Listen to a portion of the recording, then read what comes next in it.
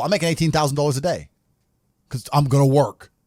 Dude, you don't need to worry about passive income until you have no more time.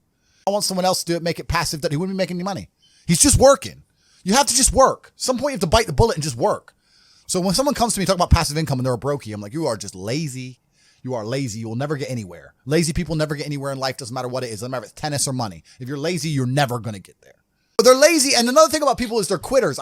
I do not need you. It's not a business where we need you. You need us, right? So if you're the kind of person who's going to quit because it's hard, then fuck off. I don't even want your energy around me because quitters are the worst people on the planet. You can give a quitter absolutely everything and they will still fail. You can give it, doesn't matter what it is. If you go to IKEA and buy a flat pack fucking table and put it in front of a quitter, you will never have a table. You need the people who don't quit. I don't quit.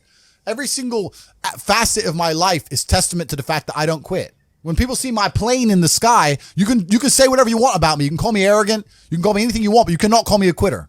I didn't quit. So that's the difference. When it was hard, I did it anyway. That's who I've always been.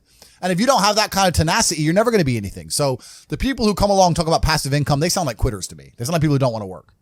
I love work. I'm ready to work.